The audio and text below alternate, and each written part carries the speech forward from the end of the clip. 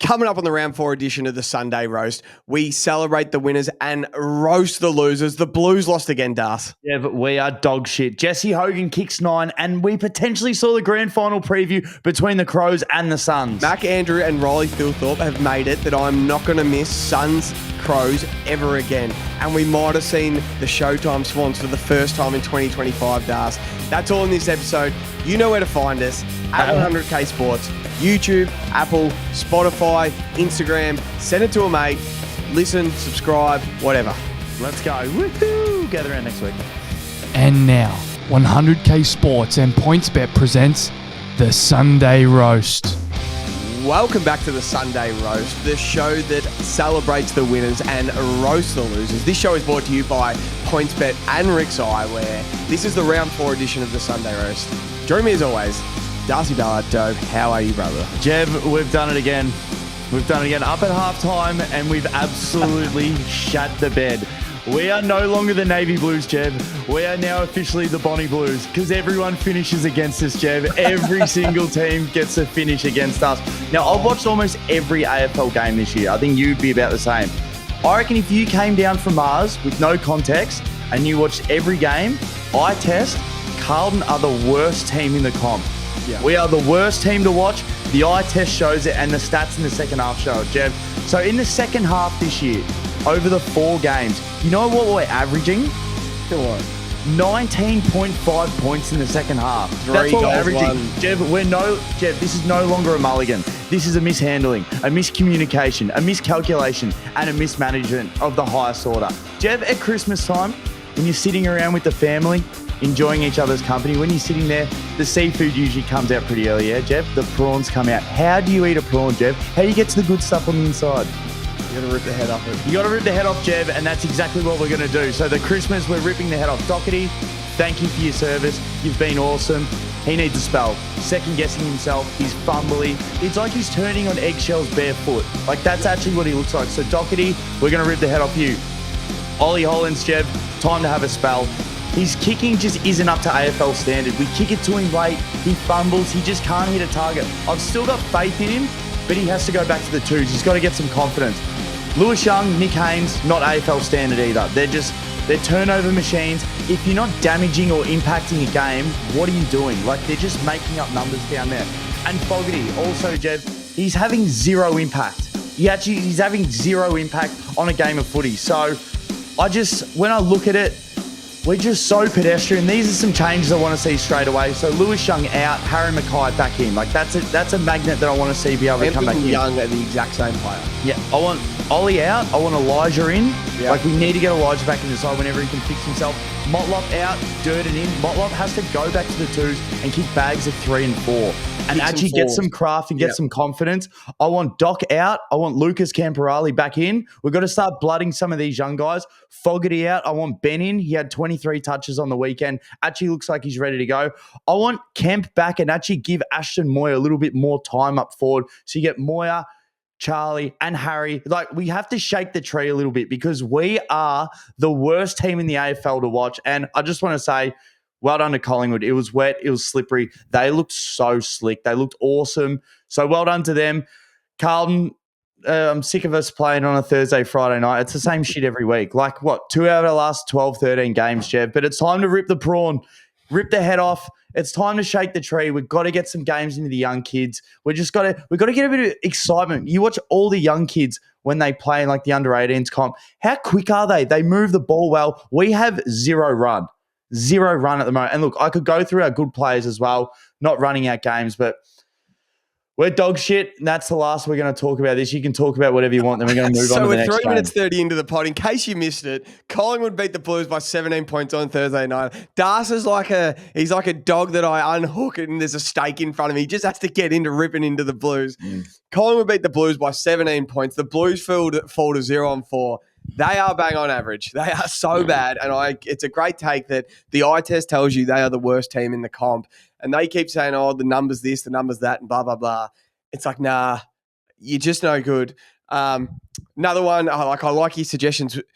I don't think Mitch McGovern is willing to put his body on the line on some high balls that go into the back line. I don't think he's courageous enough. He's tough enough and he wants it bad enough. Would you like to see him at half forward or just something different? Well, that's actually what I had written down there as well, but I didn't want to babble on too much. I think he doesn't want, when he sits under the ball, it's like he doesn't want that contact. Yeah. As over the top, but I feel if he's a forward, maybe he can lead up at it and it's a bit different. Yeah. There was that first contest against the Bulldogs last week. It came straight in and he fumbled it again. Yeah. So I'm at the stage now where you're zipping four. I don't know what the structure is. And with Voss, I'm not for sacking because we do need stability. But when you've had a team for 4 or 5 years, this is your fingerprints now. This is the way that you've been coaching. And I actually don't know what the plan is going forward. I'll touch on it a little bit later in the next game, but they had a YouTube series with the Hawks, and I feel that was Sam Mitchell's safety blanket, being like, all right, we've got a young team. I'm going to get all the cameras in, and I'm going to talk and tell them exactly how I want to coach. So even if we lose, because you're in a shit team, you're like, what the fuck are they coaching? But Sam Mitchell had on tape early, he's like, this is what I want to do. And even if they're not doing it, it's like, oh no, but he actually is coaching the right way. Yeah. I want Voss to let us in and be like, what are we trying to do? Yes. Because even if another team knows what we're doing, it doesn't matter. At least the supporters can see it because no one can see it. I still don't know what our game plan is. I still don't know what you did preseason. You've rocked up slow, you can't kick, and you can't run out games. Like, what was going on over preseason? They look a bit heavy. I'm not saying Cripps just looks banged up. He just looks sore, and it's round 4. It's like, what was going on over preseason? Did they do too much slow running, or was it just too contested and they just can't kick, and then they got no leg speed, and then they can't run out the game? I'm like, the great Matty Rendell would always say, you can't win a premiership in preseason, but you can lose one. And I felt like you've just lost your premiership in preseason because you've got it wrong. Do you know how we keep playing Cripps in the ruck? And I just feel he just looks like that's weighing him down a lot. Do you remember the game at Marvel last year where he took Tom Green to the cleaners? Yes. And he was just playing midfield the whole time. Can we just get him back playing just heavy midfield minutes, get some to him and let him go to work? Give him the ball. Don't have him tapping the ball. The best pack Cripps is when everyone in the whole stadium knows it's getting tapped down to him. Then you got to stop it. And it's like, here come the tackles, and then he releases someone. That is the best version of Craig Cripps. Let's give the Pies some love, Das. I know it's hard for you to give the Pies some love. Who do you watch on Thursday nights? Do you watch Fox Footy or Channel 7? My KO was playing up. So, no, first half I went to Dad's. Yeah. And I actually really enjoyed listening to Kane. So did I. I just feel like, and I know people hate Kane, his opinion in real time is so good. He just says it how it is. So I have been Fox Footy the first couple of weeks, and I love Kingy. I don't know if you noticed this. He always goes like, "Whoa," or "Oh," yeah. He's always got these little little grunts and stuff. He's like, "Whoa," when a big kick comes off or a big tackle's laid, or you can see a contest about to happen, and he would just be like, "Oh," and it's so good to listen to him live react because he just loves footy. But on Thursday was the first time I watched Channel 7, and Kane he just gets it when he's like, the skill difference in these two sides when it started raining is just jumping off the page. And he was just talking about how clean and much better Collingwood were and handling the conditions than Carlton. And then he's like, there's not much difference in the sides or whatever, except for just how much cleaner all 22 at the Pies were than Carlton. And then they asked Dacos about it. He's like, yeah, we work so hard on it. It's a skill, this and that. And you're like, I just loved listening to Kane. So I'm going to give Kane a couple of weeks now, Channel 7. But the Pies are just professional winners, aren't they, Dus? Like, we all wrote off Pendlebury and Sidebottom. I was one of them. Pendles was hot. Sidebottom got a bath round 0 by Binger Daniels, and Pendles was even worse. And I'm like, this is what everyone feared at Collingwood. But they're just footballers. They just get it. They know what's happening. It's whether their body and like their athleticism can stop things happening anymore. That's still to be decided. But they're just so smart. They get in the right position, and they just get it. They're just winners. If anyone is a Collingwood fan, go back and listen to the Howie games. He does a thing with Scott Pendlebury, and he pretty much just does like a video, like an audio diary of preseason. And he said when Fly come in, because he was so used to doing extras and running and stuff. and they never had cones because like they're professional. They can sort of figure out drill. And then Fly comes back and he just gives them all these cones and they felt like they were back at preschool. Yeah. And then once they were done, they never did any extra running. They just did short shuttle runs. And Pendle said he came into that 2023 season like feeling so underprepared. He's like, what have we even been doing? And then they're just running out games because they legit just did 5 drills. Yeah. And that's their game plan. And all their work is within those drills. And he's like, we never felt fitter. So it's not just about how they run. They just do the basics and they've got like 3 or 4 things that they work on. And you watch them in those stoppages. It's like one handball out, So next true. one. And it's just on time, on beat. And you can see it looks so good when they go. And it's amazing if Darcy Moore played the best game he's played in like 2 years. Yep, He's jumping off the page. And if they can get their forward line structure like those guys up and running, because their midfield, when Nick Dacos goes around the ball, his speed and cleanness, like they just rip sides apart. This is the angriest and the most like cunty I've ever seen Nick Dacos. He just looks, I don't know if he's got that little knee injury and it's really frustrating him, but he just looks angry out there. And he just doesn't like being tagged and stuff. He likes belting blokes. He likes getting India after he gets tackled and stuff. I don't know. He just looks angry out there. He's going to get James Jordan next week at Gather, and we'll get to that game in a minute, or we'll get together. But James Jordan is going to go straight to him, and they're going to clang and bang, and he's going to make it hard for him. And Dacos is going to absolutely hate it. So I'm just shattered that Houston won't be playing. I wanted both teams full strength, so it's a little bit annoying. But enough to touch on the Blues, Jev, and the Pies. Pies were awesome. It's been 10 minutes in, but some odds, Jev. So for 30 disposals, Walsh was $2.60, Josh Dacos was $3, and Blake Acres, the butcher, $19 for 30. So 25s, Pendlebury was $4.50. Hewitt, he had an awesome game. Caps off to him. He went head-to-head with Dacos and had about the same stats and kicked goals as well. So $29.42, pretty short. But Doherty, 27 was $8. It'll probably be his last game for the year.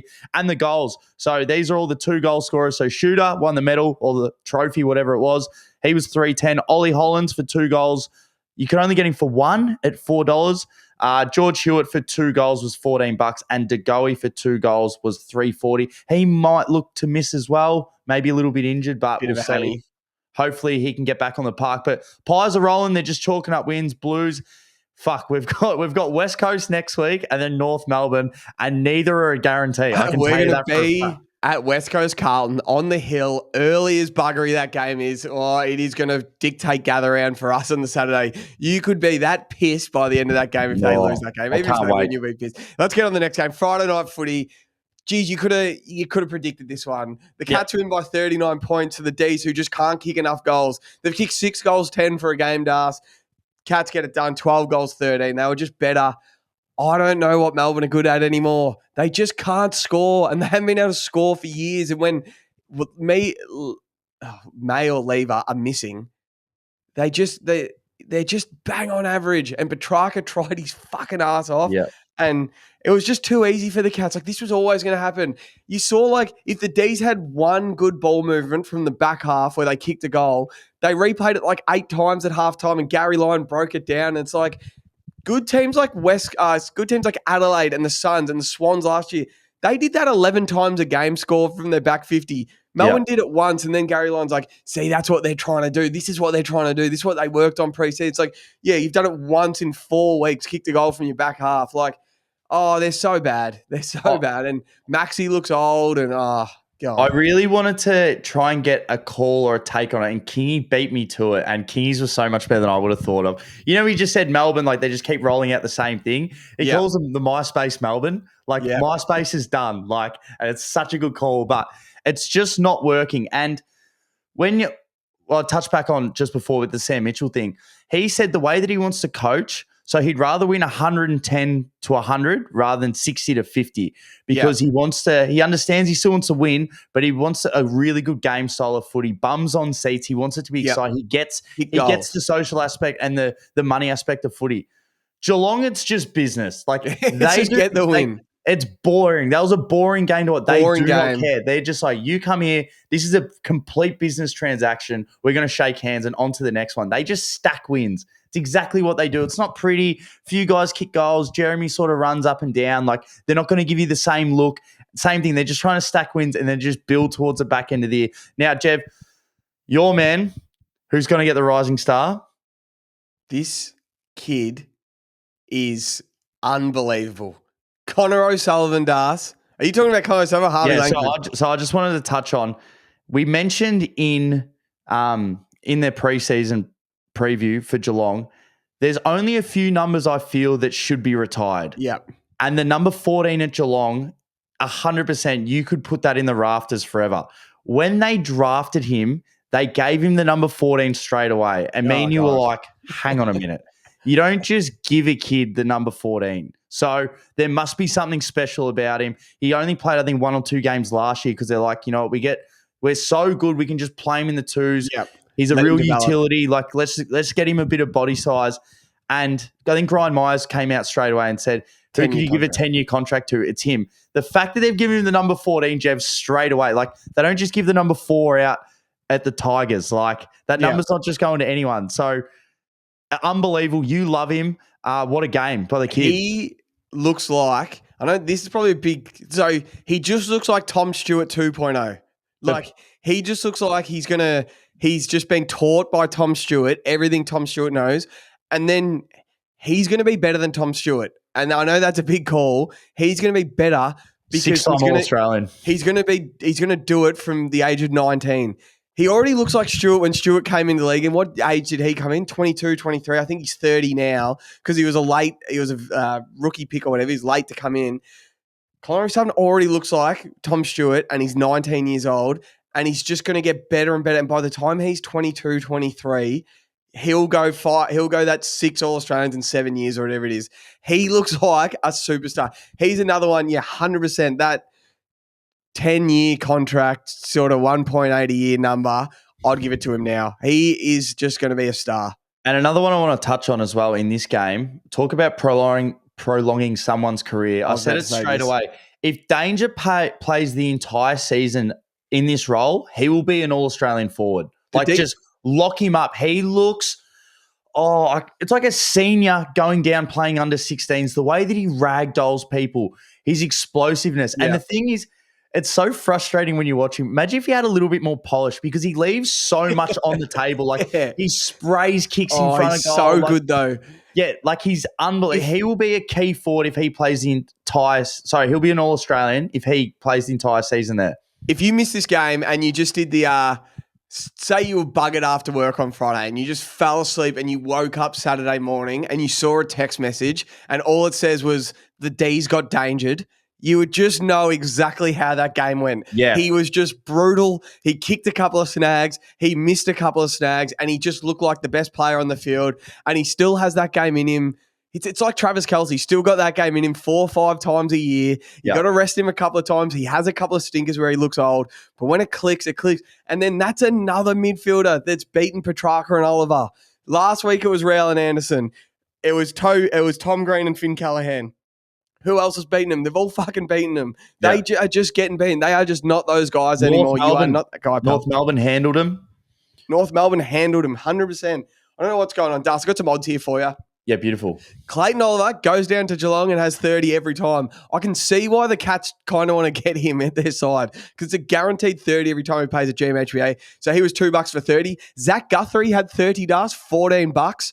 Yep. Stephen May, 25, $4.50. Brian Myers, 25, $4.60. Ollie Dempsey, 25, $11.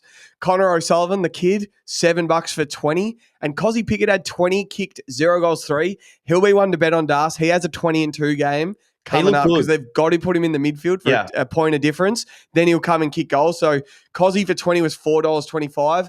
Danger for 3 was $6.50. Track for 2 was $2.80. Jack Bowes for 2 was $21. That's his family's eating lobster. They're eating that Geelong cattle down there. Big Wagyu off Tom Hawkins' farm. And then single goals.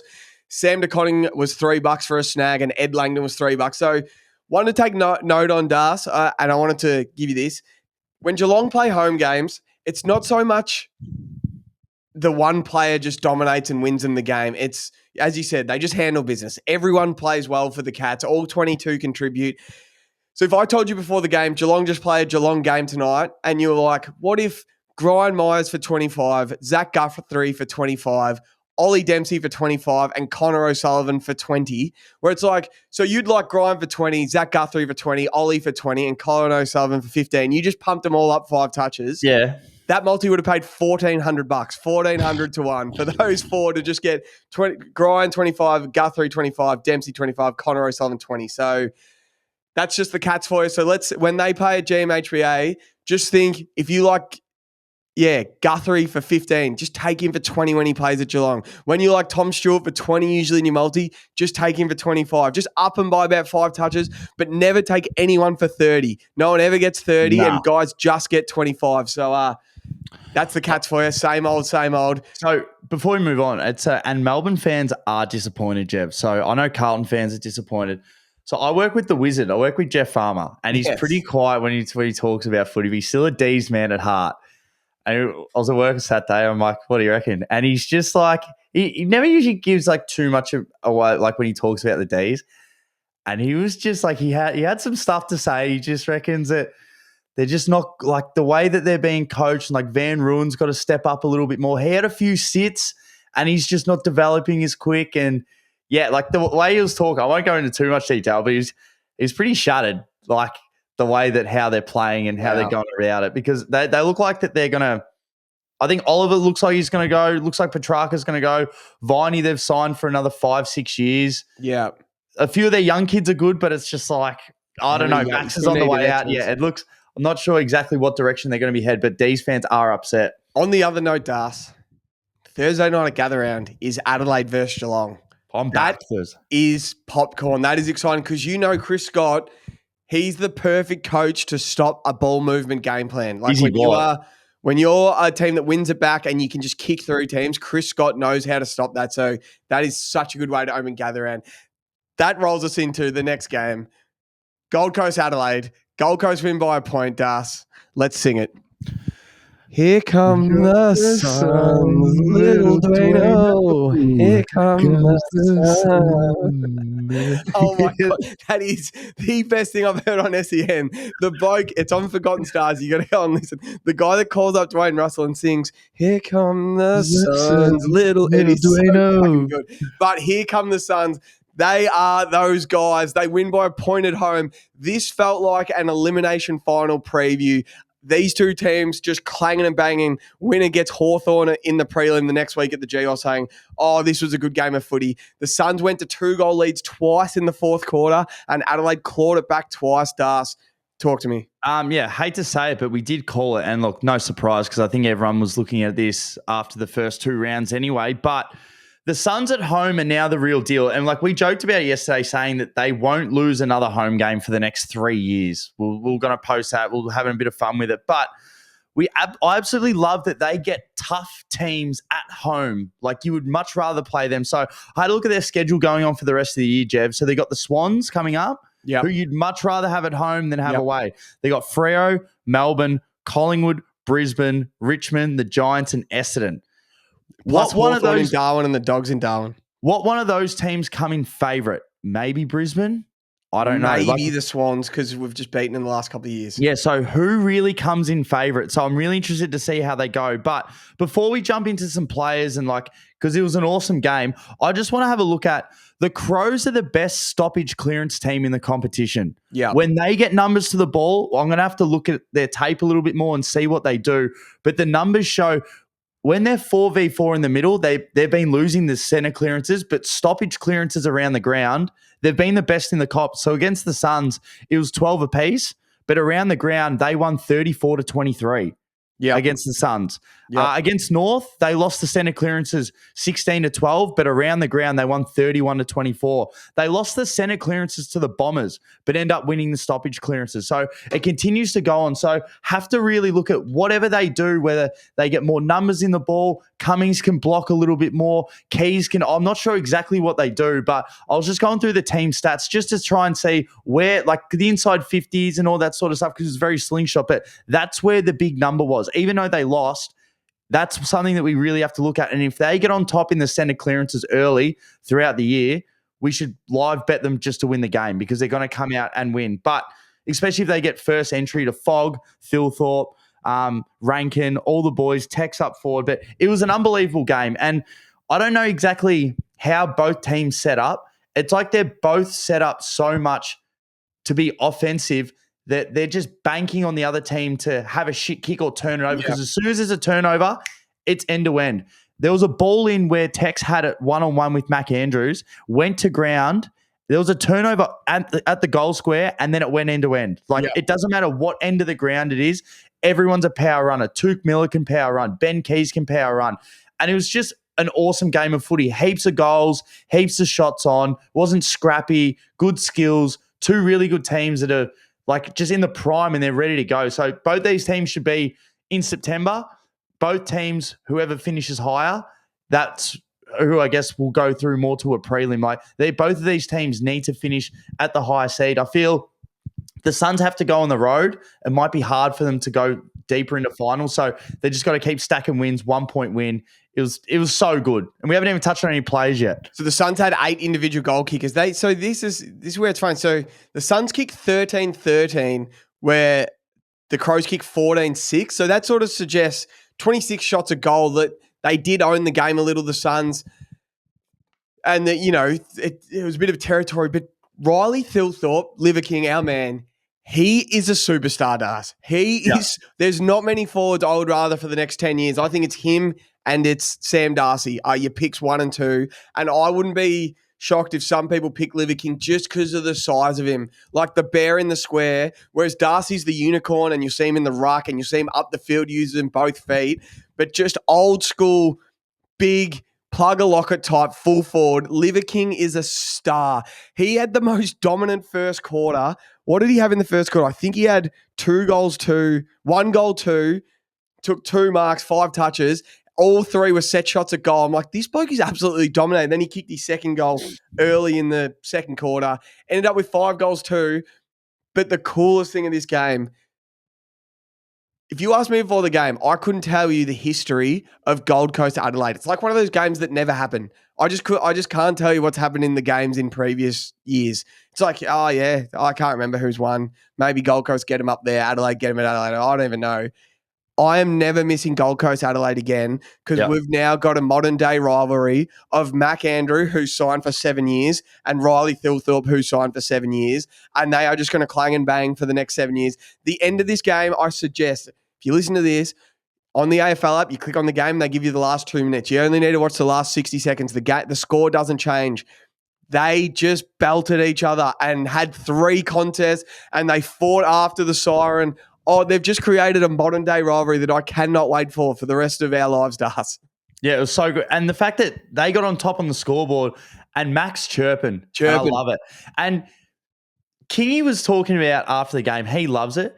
And then Jack Riewoldt, he's such a square in the media. He's like, that's not Dimmer's message. It's always about being respectful and being quiet. It's like, shut up. This is exactly, I couldn't agree more with as soon as I heard it. It's like, you're a young team that's got no history. No fans, no history. You've got to go out and just show you've got a bit of dog in you. Yep. And I love that. It was a minute to go and it could have backfired on Mac Andrews and he's talking shit, pointing at him. And then the next ball, it comes in. And if Thilthorpe marked that and went back, Mac Andrews would have been like the laughing stock. Instead, he got a fist in, he got it away. got a knee to his head in. Yeah, it was so good. Exactly. And then they shook hands and then got into it after the siren. It was so good. So Thilthorpe was dominant, but Mac Andrew got the last laugh.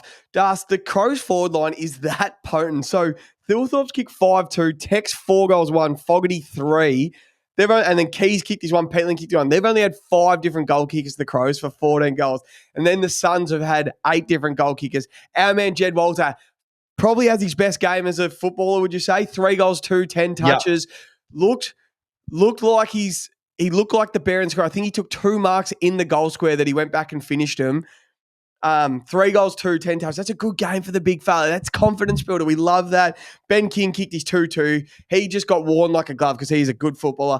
Ben Long, if you were listening to Joey Montagna, he's one of the best small forwards in the comp, and he has been since round 13 last year. He delivers every single week, Ben Long. Our man, Bailey Humphrey. He kicks another snag, gave one of these 13 touches.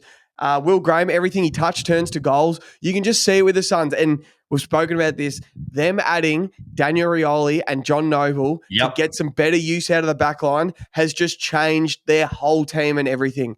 Couldn't Now all of agree a more. sudden, they win it back, and it's class coming out of the back line, and they get into the hands of their better players, and they get deeper entries, and they just look better. Guys go to work. Let's go, Das. I'm as you so said, on the Suns bandwagon. If we had two teams, I guess we can look at if we had to address something in the offseason, the Hawks needed to get 2 key backs. Battle Barras, that's an A+. Tick. And then the Suns had to get some more halfback run and more better entries inside forward 50. Noble, Rioli, perfect. That is absolutely. And I know that people were annoyed. It's like, oh, they gave up a first round for Rioli. You're not going to get a kid that's going to come in and play like this. Like, he's won a couple of flags. He's played over 100-something games. Like, it's experience off the halfback line, and he knows how to play AFL football. Jev, I just circled here, Adelaide Oval, round 18. No way. Adelaide Gold Coast, they get to play again. So we might have to have a little business trip down there. We might have to get that.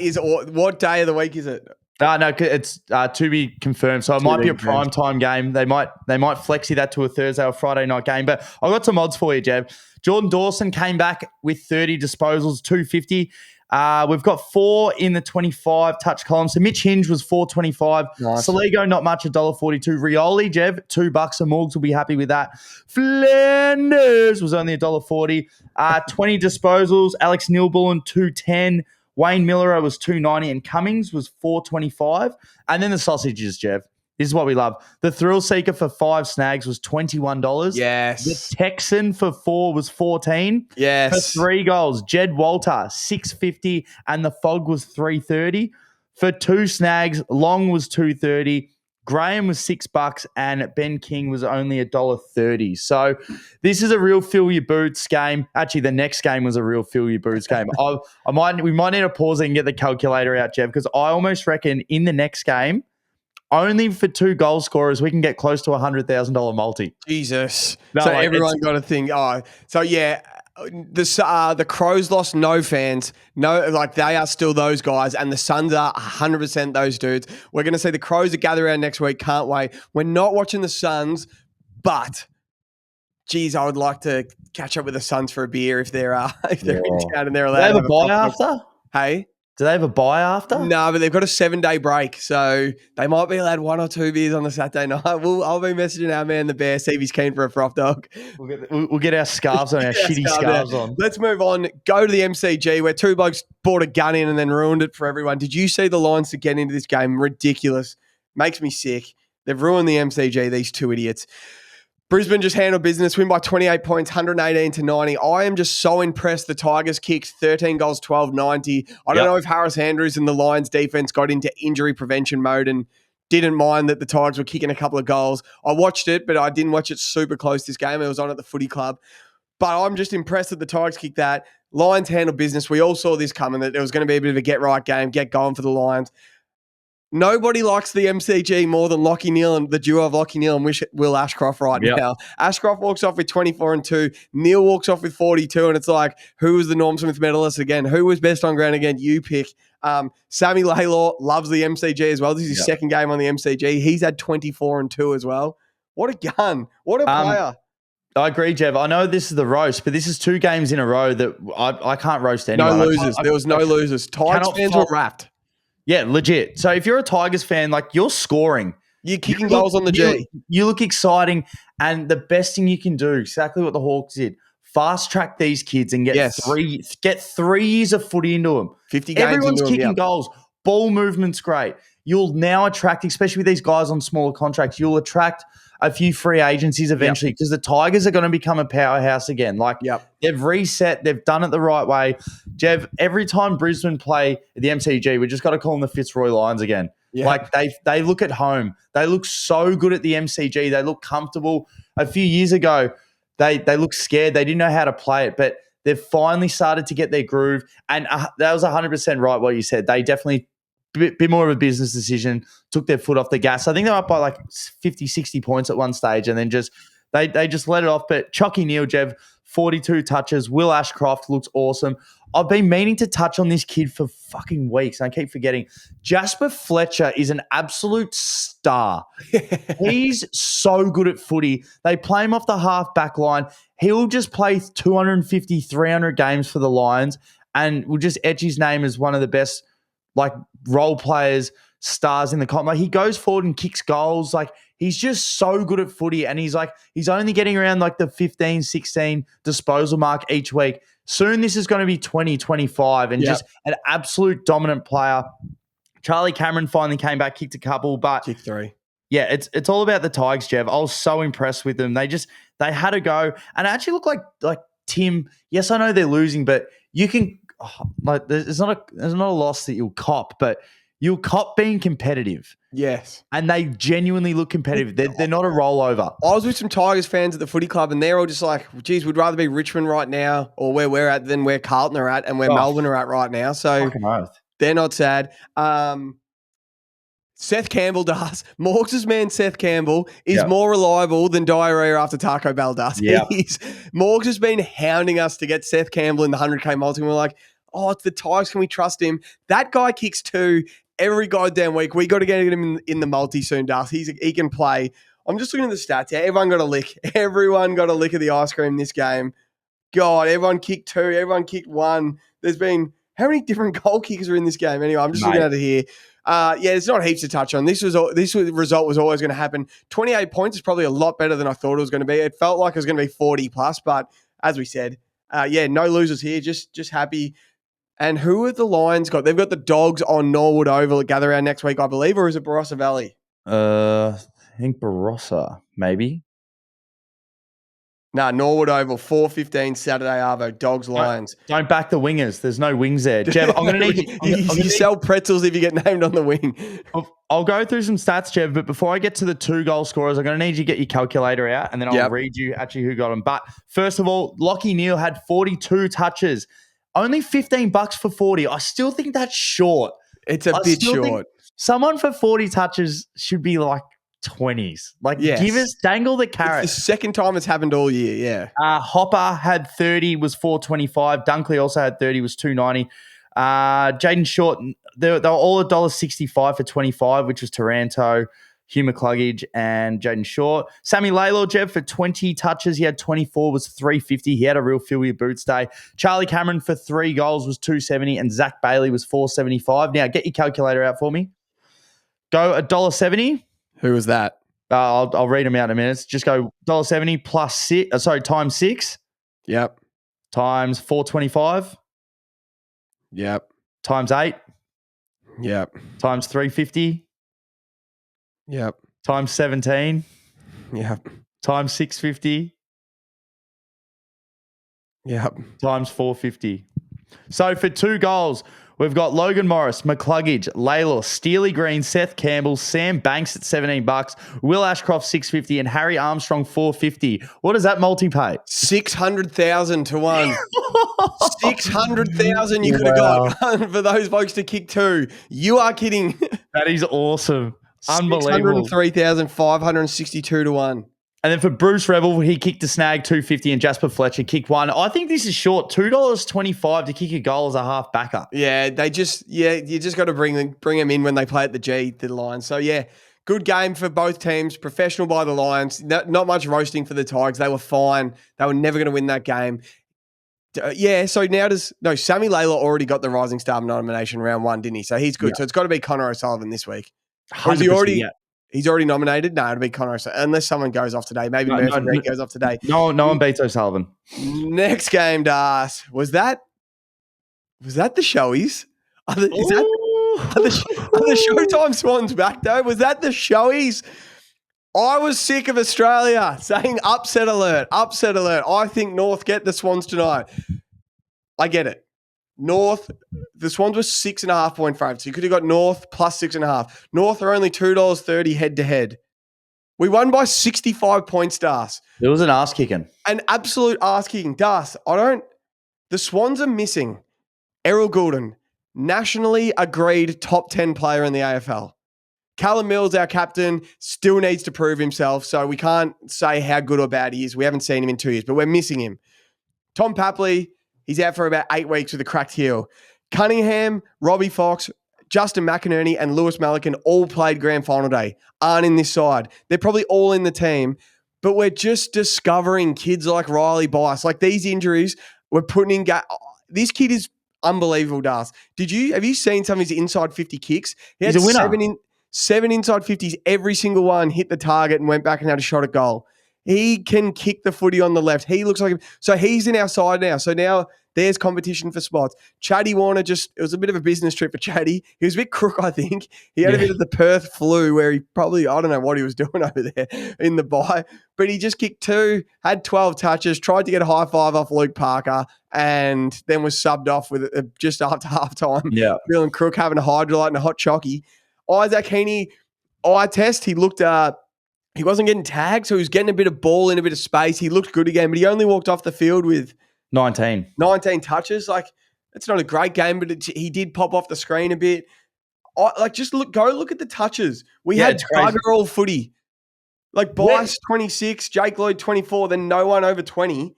I don't get bugger all ball and we just torched them. I don't get some games. It's where the touches go. Yeah.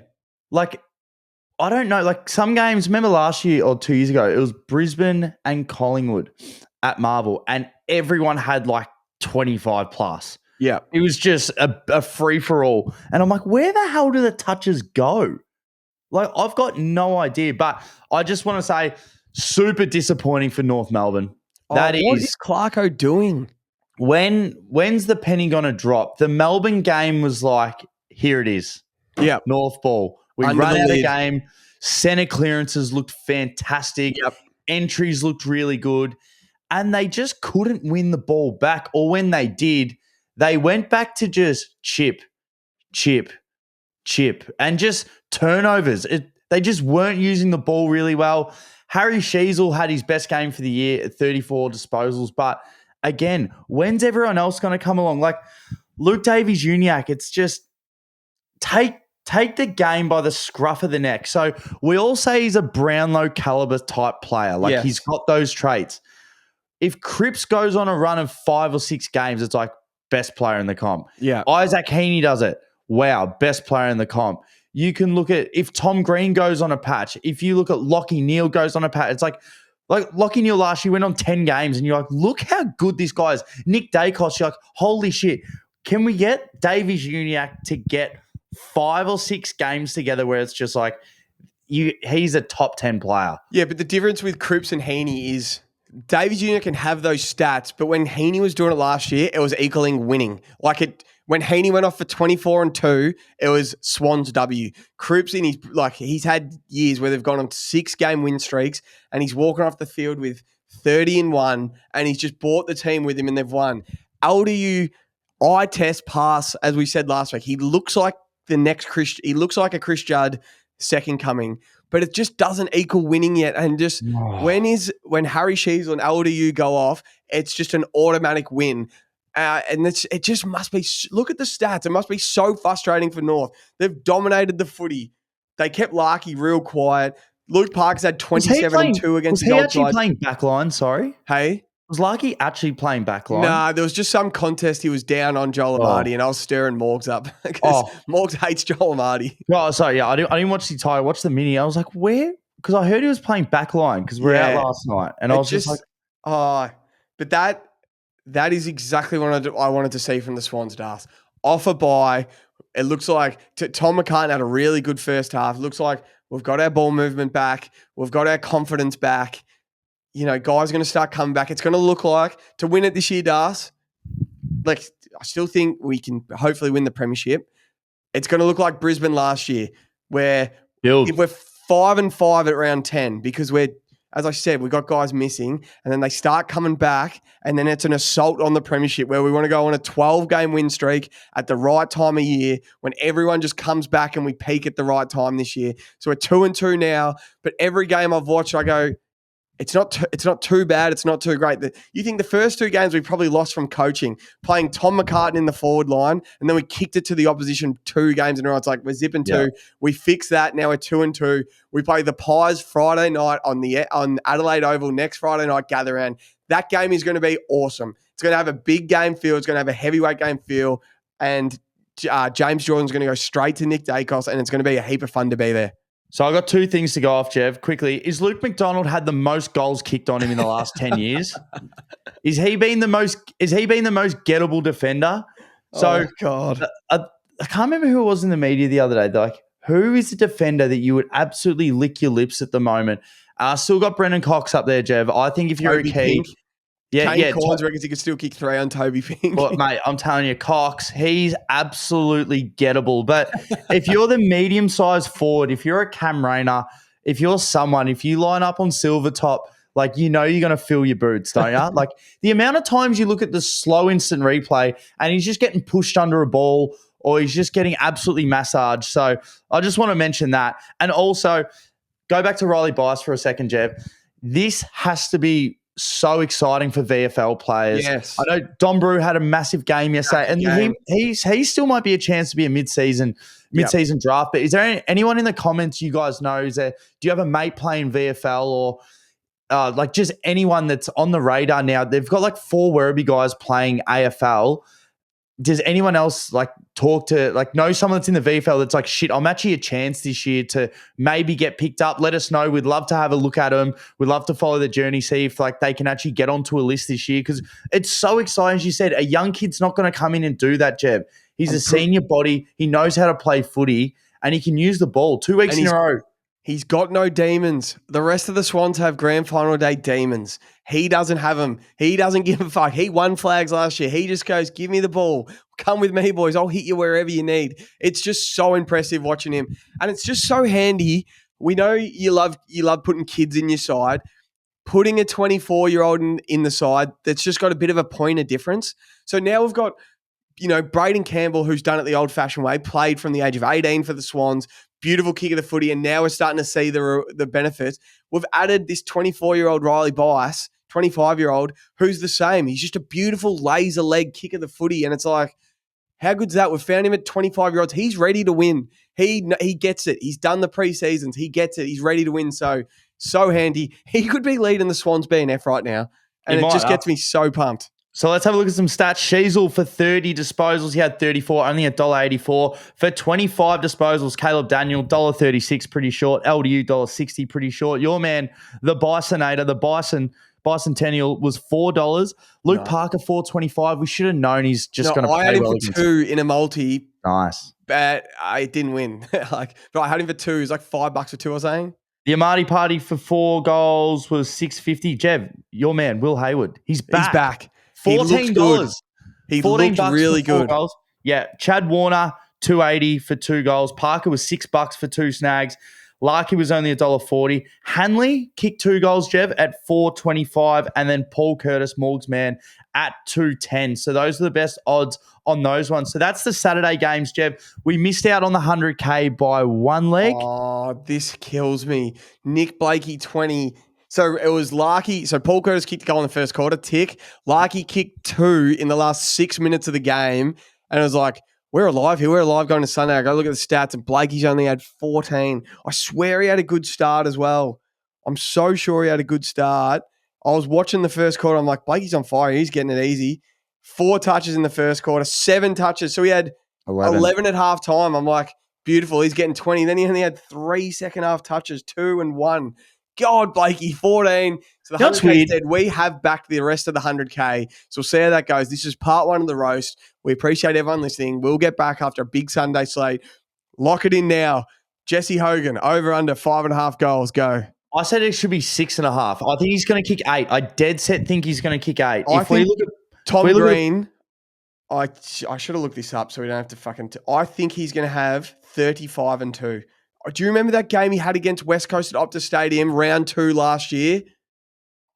Sorry, PointsBet have a market for 7 goals and 8 goals, Jesse Hogan. For 7 goals is $8.50, and for 8 goals to pay for your dinner is $15, Jev. This is Zinger boxes for the whole complex, for everyone. Everyone in your unit block, everyone in your street, wherever you live, you can buy them all Zinger boxes. So we're going to have to ride Jesse Hogan for 8 for sure. 7 and 8, we'll ladder him. I want Tom Green for 35 and a goal, maybe even 40. I want Jake Stringer laddered for sure. And I think the Giants could win by 100 points. Actually, no. Let's get off. See ya. Yeah. See you for part 2. See you after part 2.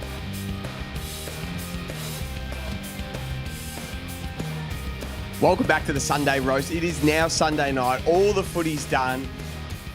It's been a great day of footy, Dusk. I just love Sundays on the couch watching footy. We'll go back to the first game. The Giants get it done by 81 points. This was awesome because there's nothing better than watching a big forward dominate. Talk to me, Das. Jev, beer and a wine, grape and a vine, Bill Davis a shrine, Hogan with 9. It was absolute domination. I'm pretty sure on the back end of part 1, if you just listen when Morgs puts it together, we just said Hogan's going to take over. There's no McGovern. He played on young Davis in his first game, and credit to him, he had a crack. He played on that Sandy Brock kid. Whoever he played on, there was another one who was his first game. That Sandy Brock kid had an absolute crack. He was right on him, flying at balls, throwing his fist, and big buckets. Hogan was just duking everything. It was just unbelievable to watch. He said at the end, I'm not sure if you hung around and watched the press conference with him. He said the best kicks of the club. I think he's got Finn at 1. Finn at 1. He loves, who else did he love? Whitfield. He said Whitfield's my boy. I think he's at 2. And then Himmelberg or whoever else coming through at 3. But I reckon Darcy Jones will be out there pretty soon, Jev. And I just want to touch on him quickly. So let's talk about X Factor. So X Factor, it's something what you can bring different to a side. So I just went and had a look. So he had the max speed for the game, which was 34.6 kilometers an hour, which is quick. If anyone's running a treadmill, if they're going at 20 kilometers an hour, it's pretty quick. So 34.6 was his max speed. So he had 33 total sprints today. The next best on the ground was Ruben Jinby with 24. Now, I went back and watched I looked at his other 4 games or 3 games in total. So against the Hawks, he only had 27 efforts, which is still only a little bit behind, but they end up losing that game. He had 30 against the Ds and he had 35 against the Pies. So I feel it's something when he gets to do his thing, he breaks the game open and players do not want to go with him in that way. I feel at Launceston is probably a little bit of a smaller ground. It was a windy night. And I think we all agree that both teams probably didn't get to play their actual brand. So Giants played the win really well. The Hawks obviously went back and neutralised in the third before kicking away in the last. But that's how they want to play. He's an X factor for that reason. And as we said, speed just jumps off the screen. You watch him go and he's out, he's open, or he's coming back inside, or if there's 2 of them running at a side, someone has to go check him just in case he gets it, and then the opposition can run off the other way. So him and Finn Callahan, Jev, his speed rolls off the screen as well. Massive left foot. He's a Rolls Royce. The Giants just did their thing today. West Coast were just 2 steps behind every time.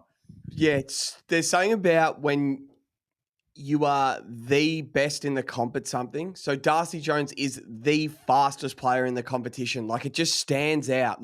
Everyone just knows that his leg speed is the fastest. Jesse Hogan is the number 1 contested mark in the comp, or the premier full forward in the comp. They've probably got, you can say Sam Taylor is the best key defender in the comp. They've nearly got 5 guys you can say they are the best at something in the comp.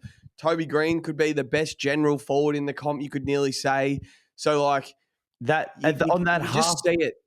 half back line, if you look at a Rioli or a Noble type, Lockie Whitfield, you could argue is top 3 in that position. He's just a quarterback. He sits out the back. He hits targets really well.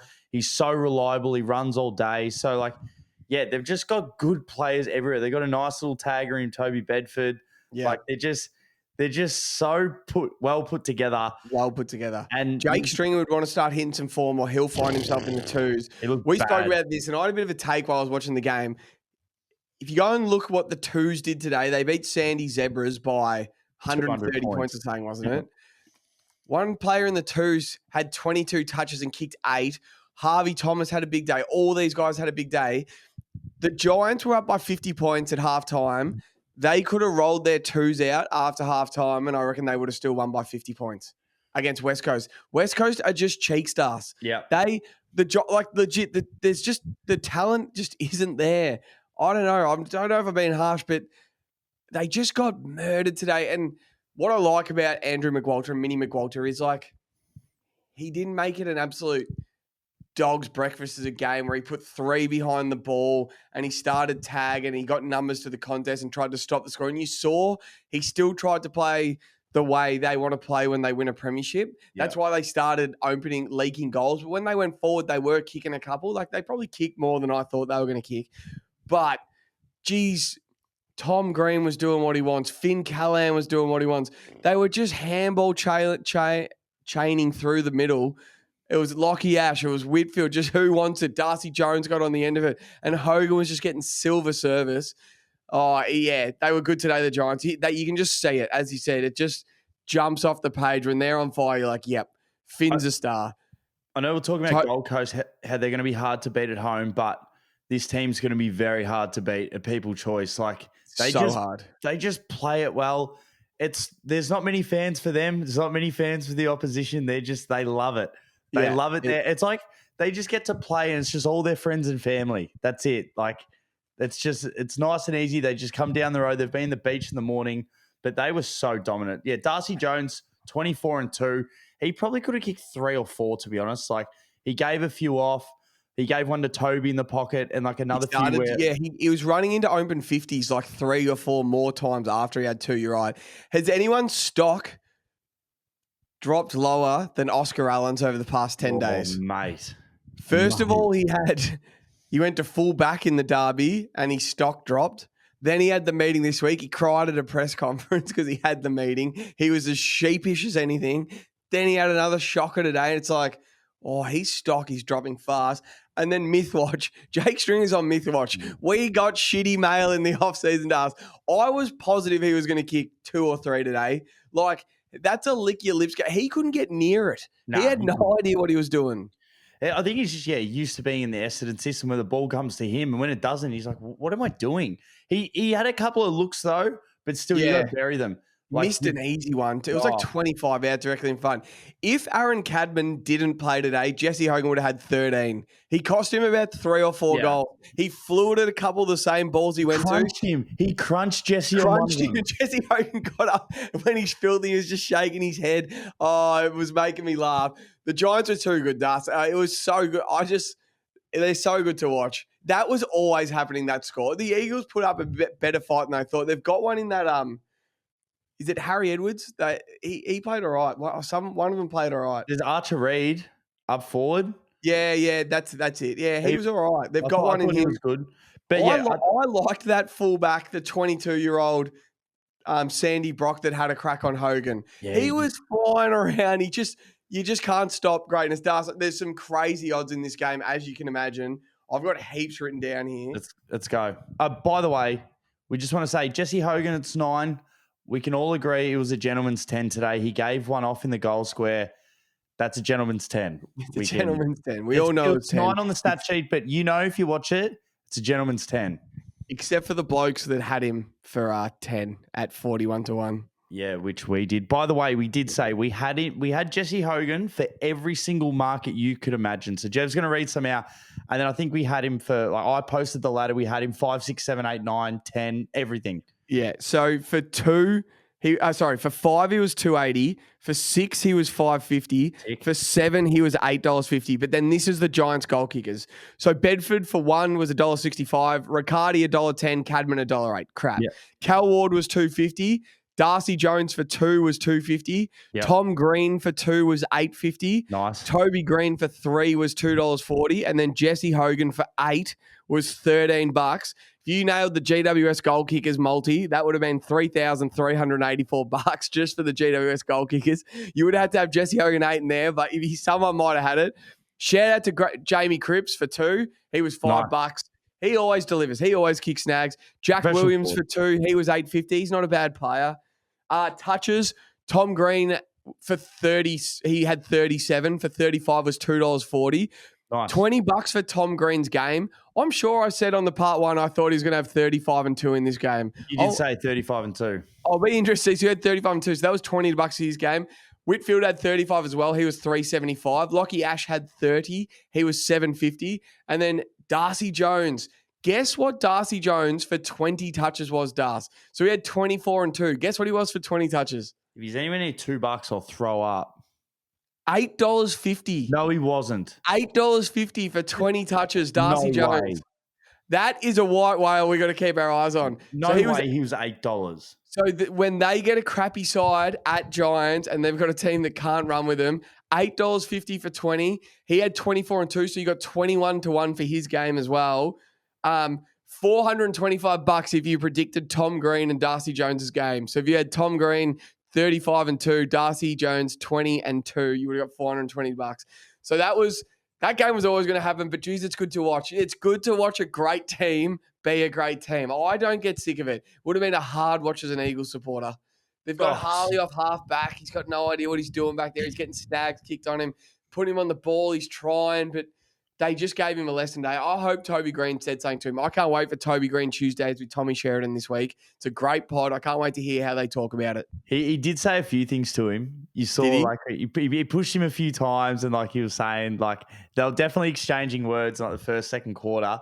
But yeah, so before we touch on to the next game, because we won't really touch on the lines at the end or gather around, but I think the line's already 30.5 Carlton West Coast. If we don't win this game, Jev, I don't like. We have to I have to do a bet or something. Like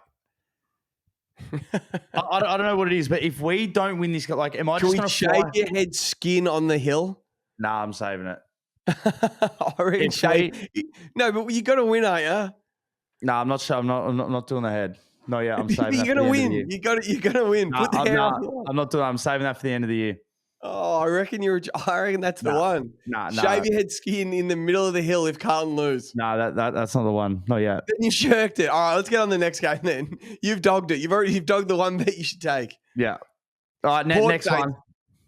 The Saints. Geez, everyone. This felt like everyone in Australia saw this coming. The Saints are just better than Port Adelaide. This was an easy one, I thought. They were just better. They are better. They've got better players, like not midfield, but everywhere else. They've got better players, and they just beat them on the edges. They've won by 17 points. They never really look like losing. Once they got the lead, they never gave it back. Port kicked the first, and then Saints never lost the lead again. Did you have the screenshot stuff at the start? I think the Saints were $2.35. Yeah. The line was like 18 or something. Head to head, and I was like, that's a bit much. And then I completely forgot that it started earlier. Yes. And then I got a message from our man Belly, and he's just like, hey, we're up like 28-6. I'm like, holy shit. Jack Higgins has already kicked 2, and they were away. I thought at the end, I was messaging Belly just in case he Port one, like, hey, you can't lose from here, can you? You can't lose. You were staring him up. I just kept sending him the score. And then as soon as they put it to bed at the end, he messaged me back. So he was obviously seeing the messages. Zach Butters, obviously back in the side, 30 disposals. But that's the thing. If it's Horn Francis, Rosie, and Butters, there's not enough everywhere else to get them through. Yeah. Like Georgiades looks. I like the look of Georgiades. Like, we know he's a good player. He looked good today. He looks big. He looks in command of that forward line. No one's coming with him though. I know Ollie Lord had an all right day today. Was Ollie Lord a late in? I couldn't find any odds for him to kick 3. Nothing. Yeah, he must have been. But I just feel Port Adelaide, they've just been riding this thing for so long, and you just know that Ken's going, and it's just like, it's just on the way down. Like, they just look so gettable. Don't you reckon? Like, 100%. Yeah, they had a good wins against the Tigers, but most people are going to beat the Tigers away. And they've just lost that spark. And I don't think that they're going to have that same presence at home this year where it's like, fuck, you got to verse Port at Port, and it's going to be tough. Like, the Saints just went there with what should be on paper a pretty dysfunctional side, and Ross just coached them, and they played tough. Ross is just a genius coach, isn't he? He's got it sorted in that building. They're still a couple of A graders away from going far, but he's just got it sorted. They've won 3 in a row, Das. Like, how hard is it to win 3 in a row in the league? Well, Carlton would kill for a 3-game win streak right now. The Saints, as we said, the Saints just week to week, Ross can coach him to win that football game, and he does it better than anyone in the competition. And No, yeah. Like Zach Butters comes back, he has 30. Horn has his best game of the season by an absolute mile. It was no worries. How many goal kickers did the Saints have? They had like 8, 9 different goal kickers. They just defend. Guys like Darcy Wilson, Brad Hill just run all day. Jack Higgins never misses his chances. They kick their set shots. They just got it done. Like, Jack Port's Higgins defense is such a worry, Oh. especially against the Hawks next week. But you, as you said, you rock up to Adelaide Oval, you know if you just go 50-50 in the midfield against their good midfielders, Butters, Horn, Francis, Rosie, and you get your inside 50s, you're going to kick goals. They're easy to defend their forwards, and you just got to, you can kick goals on them. Like, I just don't see it at all with Port Adelaide. The Saints, I'm so sure. I know I've said this for a couple of weeks. If you dropped Zach Butters and Zach Merritt into St Kilda next year, they could win a premiership by the year 2030. I'm so sure of it. That's all they are away. Two cream of the crop midfielders away. I don't know, you can't just drop two into any side, but if they had Finn Callaghan and Tom Green right now, if they had Rowell and Anderson right now, if they had Libber and Bont right now, like they would be challenging. Well, yeah, as we were messaging earlier, I guarantee St Kilda's management have come out and met with Zach Butters and said, hey, this is the offer. On Sports Day the other week, I think we mentioned it on last week's roast, he said, look, we've put money aside for Zach. This is the Port Adelaide general manager. He's like, we've put money away for Zach. We think we have enough to like lock him away to be like a power for life. But either way, he's getting paid. He's like, other teams are going to come out. So he's still contracted this year, comes out of contract next year. I can almost put my like gut feeling on that Zach Butters will go to St Kilda and Tom De Koning will go to St Kilda. Yeah. And exactly, they would have had a verbal agreement sit down today that he's getting like 1.9 a year for the next 8 years. Why would you, like if you think Port are going down, you didn't get the captaincy. Like he's really connected to Ken apparently. Like he loves Ken, so like if Ken's going, I'm going. And he's definitely from Victoria, wasn't he? He was country Victoria. Yeah, he's Geelong, Barwon Heads boy. There you go. Like St Kilda. Like, I don't know. Can you imagine if he goes there and then they get a De Koning and then you can put Marshall forward a little bit more, him and King. I just think like once he comes back and then you get one more piece in the back line, like they're already playing really well at the moment. Ross Lyon, he can just coach. He can coach so fucking well. So Saints fans, this has definitely been one of the shocks for the year for me. I didn't see him coming out. I did not see him coming out. I'm not so much shocked at. We always say Ross can coach to win a game week to week, but they're just rolling right now. They're staying in Adelaide for the week. Yeah, they're just winning. Our man Lenny Chitty, one of our mates, a tragic Saints supporter, had a little baby 3 weeks ago. Lenny, he's a Saints supporter. We're like, Lenny, the Saints supporter. He's 3-0 since he's been alive. He's never seen the Saints lose off Lenny. So good on him. Good on Lenny Chitty. Some odds, Das. Yeah, what do you got? So Georgiades for 3 was $2.40. Jack Higgins for 3, who kicks it every week, was $4.25. Jason Horn Francis for 3 was $10. Mm-hmm. As I said, I couldn't get Ollie Lord for 3. I don't know what the odds are there. For 1 snag, Darcy Wilson was $2. Toby Tragavalia was $3 for a snag, and Nasai Wanganima-Malira was $3.25 for a snag. And then Zach Butters on his return game for 30 touches was $2.60. Jason Horn Francis for 25 was $2. So some all right legs there. Nothing popping off the absolute page. Jason Horn Francis for 3 would have been nice. That would have been real nice. Jack Higgins, if you had Horn 3 into Higgins 3, that would have been about a 50-1 multi. That would have been nice. Into Saints win. That would have been 100-1. That would have been a nice one. For some reason, I'm jumping back just because it came in my head and I was going to say it earlier. You know, with Harley Reid, do you think that he's regretting doing those like Musashi ads where he looks like he's like, hey, I'm sorry about fending you off and now, but this is how you can recover? Like, do you reckon that's coming across pretty shitty at the moment? Like, the ad just came on before. I was like, geez, it doesn't do well when you're not winning. Has he not had the biggest Baker Mayfield type off season where he just lived the rock star off season? He got all the offers and he got all the free piss in the nightclubs and the come to the races. And he's just learned you got to be a professional. Adam Kingsley came on SEN and said it. He goes, we pay them 12 months of the year, not 9 months of the year. You are an AFL footballer, 12 months of the year. Yes, you're not at the actual club, you get a month off or whatever, 2 months off, but you need to be fit and eating healthy and a professional athlete 12 months of the year. So, yeah, he's learning a lot, isn't he? It's this is the thing. Everyone in the comp can see, I see it from both ways. Everyone in the comp can see he's really struggling. He's not unfit, but we all know his potential. But then, so I think the Hawks, Carlton's pick that the Hawks have, the Hawks first rounder, and maybe like a Henry Hustwaite or something, would get it done for Harley Reid. Then the West Coast supporters say, no, we want more than that for him. It's like, well, he's not worth more than that right now because he can't get a kick. So the Hawks are taking a risk actually giving up that to get him because they could just take pick 2 in the draft and develop him exactly how they want him. Because now Harley Reid's 2 off season. It's like, well, is he going to be Dustin Martin or is he going to be Jake Stringer? Because that's what it's looking like right now. It's going to be so interesting to see how it plays out. I think we all agree. I think he's going to be a gun, but he's just going to have to learn how to become a pro. But if we look at these 2 teams next week, so we'll be there obviously at Gather Round. Saints and the Giants, Jev, play at Norwood Oval. That'll be we awesome. Won't bet on the wingers. And then obviously we got that last game on the Sunday, which is going to be awesome. Port Adelaide and Hawthorn at the moment.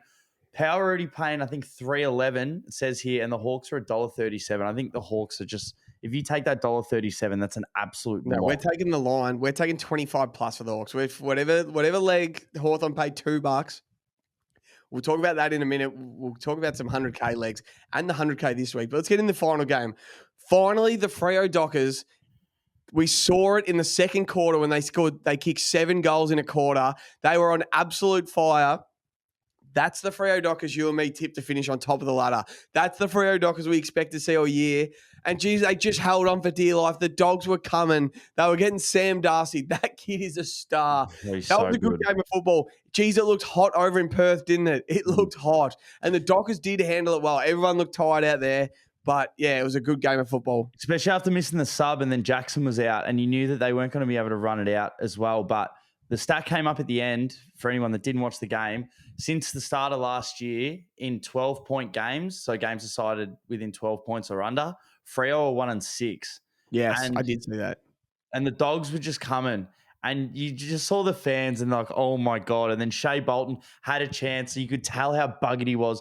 He ran in from about 75, took 2 bounces. He could have run all the way the goal square and then went to kick it to a partner. And then it just got intercepted. They almost went end to end. But, yeah, it was a really good game. Josh Treacy, Jev, he's actually like marking himself as one of the better key forwards in the comp. A star. He's so good to watch, isn't he? The way that he comes out and leads at the footy and just takes it, he just looks like a big local footballer. He reminds me of Matt Wiedering so much. He's not super polished, is he? Like he doesn't have a heap of tricks or like he's just tough. He just leads 100 miles an hour. And he's just got a good snag. Now, the contest, which almost made me want to get chopsticks and poke my eyes out, was Norton and Cox. No one wanted to win. Like there was like 5 contests where Norton was dropping his head and then Cox was missing spoils and then Cox was marking it, then kicking in the man on the mark. It was absolute butchery. There's 2 players that were trying to work each other into form. What about that one? Sam Darcy got the free kick outside 60 and he had to kick it into the forward line in the last quarter right at the end. And it's like, I wish he was the one down in the goal square and he kicks it to Norton and Norton just goes up and then grabs his head and he's on the ground holding his head and you're like, bro, just put your fucking hands up and try and take a mark and win the game. He looks like he's got concrete blocks for hands. Oh, it just did my head in. They had an absolute crack, the Dogs. Like they were back against the wall. They had a go. They just couldn't get it done, could they? They're a Waitman short, a Bontempelli short, a Treloar short, a Jamara short from winning that game. So like they played well. They played the best they could. They're well coached. They just didn't have the class to get over the top and win that. And Sam Darcy tried his ass off. I'm going to give you some odds on Sam Darcy in a minute. He tried his ass off doing it. How much seed does he have in him? He's got he is starting to get aggressive. He's starting to crack the shit. He gives sprays. He starts fights. He's going to be a superstar. You know whose stat line just needs to improve every week? Ed Richards. His best is amazing. Yeah. I actually did not notice him that much in this game. I agree. Like, I did not notice him. He burst out a few times in the end. He was like part of that wall and kept getting repeat inside 50 entries. But I don't think he really had an impact. I think Matt Kennedy had a real crack. Yeah, it was a pretty good team effort to come back. But Buku Kamas was getting marked on pretty easy. I reckon they've got to do something else with Norton. I really do. He just looks... I reckon you can just run it with Darcy and then have... And Smalls. Yeah. You saw that goal they kicked at the end that Darcy brought to ground, and then I think it was a McNeil that ran into the open goal. Yep. Like, if everyone knows that's happening, he's taller than everyone. You know it's going to come to ground. Just be there. Be there at full pace, ready to go. Especially when Waitman comes back, because Waitman can play like a full forward at times. Like, you only need Waitman and Darcy. Yeah. Bond plays a bit down there. I thought Sarong's first hands to get it out to a lot of players was really good. I thought that was Brayshaw's best game for the year. He was just brutal, 29 touches, kicked a good goal. Like, he was just tough. I thought he was running on top of the ground still in the last quarter too. He looks fit. They look fit, the Freo boys. I thought Jordan Clark had some awesome moments. I know he got pinned holding the ball at the very end, but he only just got the ball when it happened. But he just body lined a few guys and just ran through. And then I just want to touch on the young kid, Murphy Reid. He has so much class. You love him. There was so many times in the last few weeks it's been a 2-on-1 or he's marked it and he always hits the right target. He got the ball out of bounds and I was just about to message the group like, how good was that play? And then he gets the next one and kicks the sealer. Like, he's going to be so good for like 10 to 12 years. They're going to want to sign him up. And I do think, I know this is the first time we finally got to see the Freo that me and you thought were going to be a good side, but Hayden Young should come back in the side last year. And I know it might not seem like one player can change the structure of a side. The Hawks were zipping 5 last year. And as soon as Will Day came in, I know you can't say that he's just the magic man, but they were completely different. So like true. The standards, him running, just his class. And that's what Hayden Young's been doing to this Freo side over the last year and a half. So whenever he comes back into the side, hopefully next week, he got through today, apparently took the piss. So who do they have next week? Oh, Tigers. So he should have a good run at Barossa. So he gets back into it. They win again on the road, and then, they're on fire. O'Driscoll, Das, he's a gun. O'Driscoll, you had Hayden Young.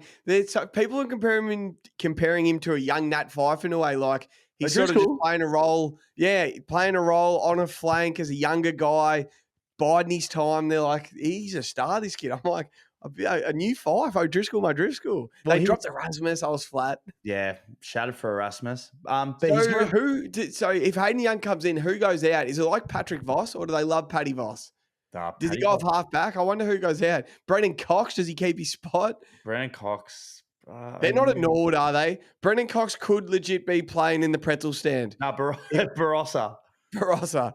Oh, God. All right, I'll give you some odds on that. So Sam Darcy for $5, $12. Good odds. 5 is a good day. On the road, keeping your team in it, $12. I would have liked a little more. Pizza Hut Tracy for $3, $2.30. Mickey Frederick, Morgs' man, for $3. Had him for an any time in the 100K. He was $10 for $3. Nice. Shy Bolt for $2, $2.30. Riley Sanders for $2 was $13. That's nice. $13 for Riley Sanders. Andy Brayshaw was $2.70 for a snag and he's 150th. Nice. And touches, Sarong for $35 was $2.80. Libba for $30 was $1.95. Luke Ryan for $25 was $2.90. And Matt Kennedy, who's having a great season, for $25 was $3. And then Sam Darcy for 20 touches, he had 21 and 5. For 20 touches was $4. So for Sam Darcy's game, you could have got 50 to 1, Das, which would have been nice.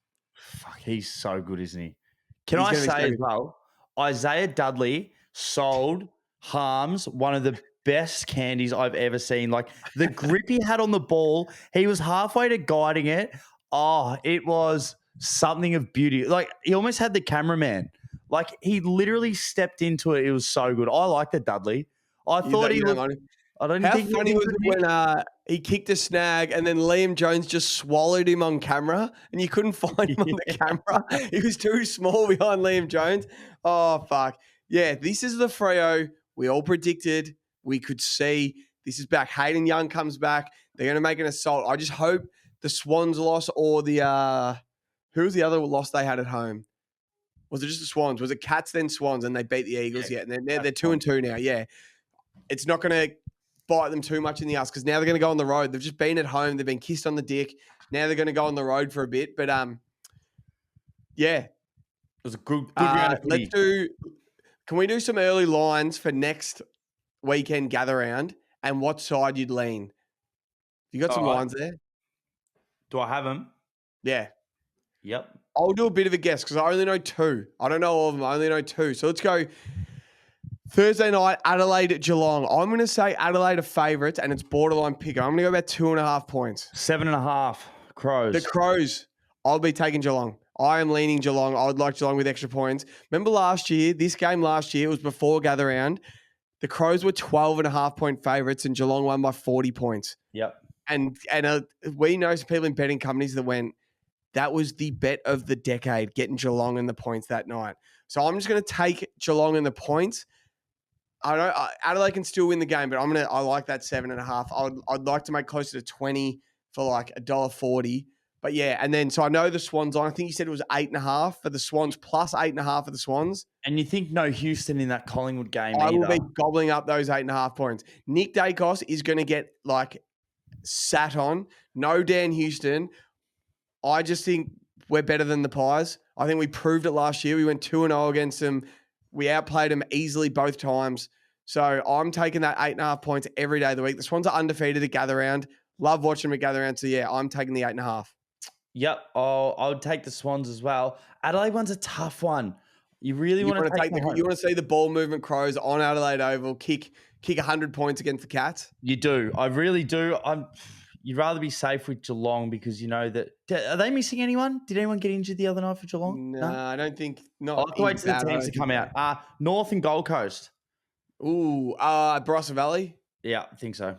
All right, Gold Coast have to be like 16-point favourites, don't they? 24.5. It's a lot. But I would probably lean North Melbourne. Remember last year, they got him under the lid. Larky got him under the lid. I've seen enough from the Suns this year of how well they run out games. And I've seen one instance from North Melbourne, and that was against Melbourne. And I saw Gold Coast absolutely thump Melbourne. So I also think Gold Coast are a bit tough for North Melbourne. Matt Rao, Bailey Humphrey, Noah Ansell, they don't take a backward step. They are physical, tough dudes. 24 is a lot. Like, you think that they could get out to a 50-point lead and then they just come back in. So you probably got to take North's points, but Gold Coast could definitely just bash them up early. I just like, what's Gold Coast head-to-head? Do you have it? Nah. Yeah, it is head-to-head, $1.25. Yeah. I'd probably just like Gold Coast to win. I don't know. I'd probably like North on the points. West Coast Carlton.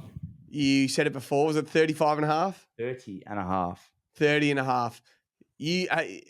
I don't know how. I'm not saying. I just want to stay away from this game because you cannot take Carlton to win by 5 goals over anyone. No, not at all. Like, not at all. And I genuinely wouldn't be surprised if we get rolled.